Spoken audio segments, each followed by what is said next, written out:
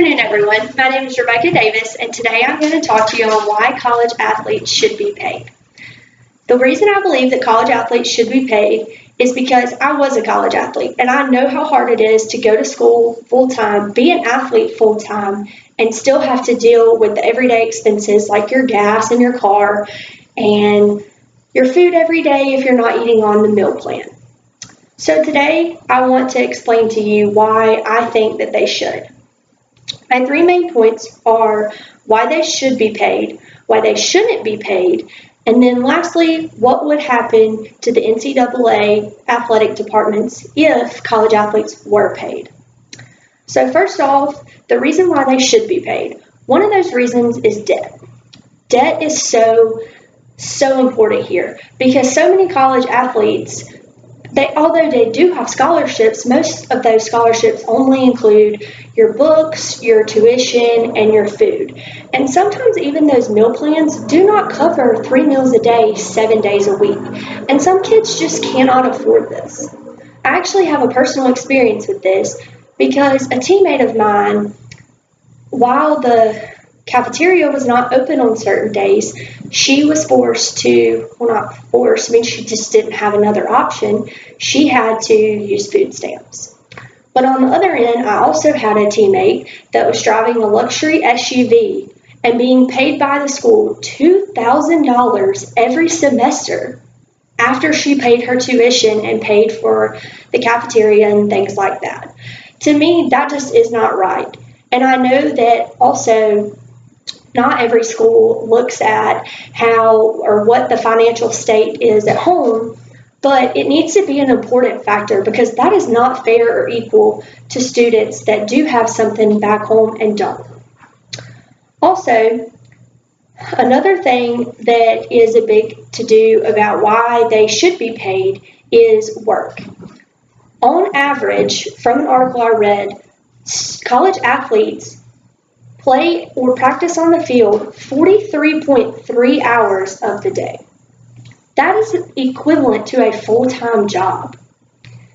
And also, from another outlook from a writer on an article, they said that the NCAA makes $11 billion a year.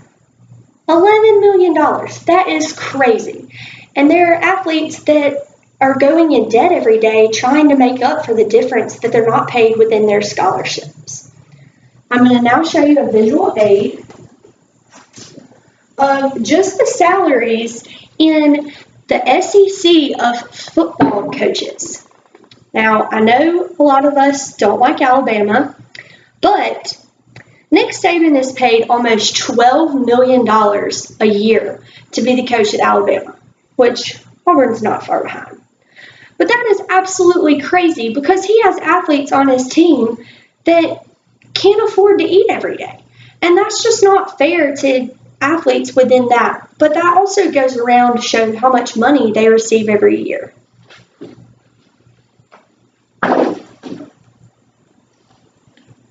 Next, I'm going to talk about why they shouldn't be paid. So in some opinions, they think that there would not be a purpose for professional sports. Well, not only do these different leagues consist of pro athletes now, but I don't necessarily think that the pros would not be there, but I don't think college athletes would be paid as much as pro athletes are.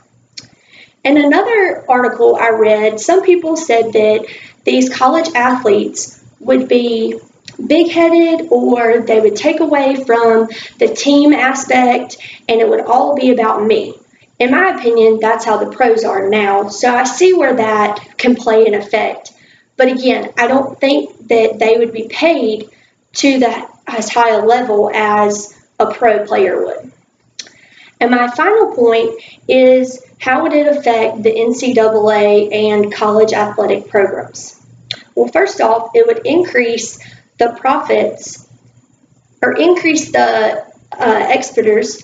And not only that, but you might not increase the revenues of the athletic departments. And within that, I mean, that's just a prediction because you don't know for sure if that's what's going to happen. It may increase your profits. But that's just something that someone in their opinion believes is supposed to happen if we do pay athletes. And another one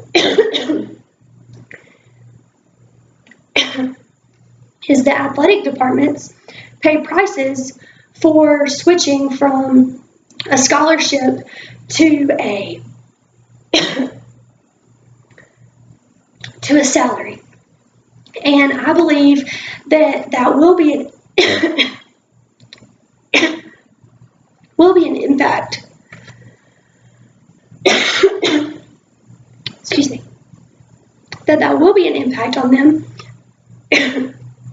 because some of that money is grant money from the government, and also some of that is from private funding that may not support the aspect of players being paid. And in conclusion, I just want to recap my 3 main points. And the first one is, why should athletes be paid? Why shouldn't athletes be paid?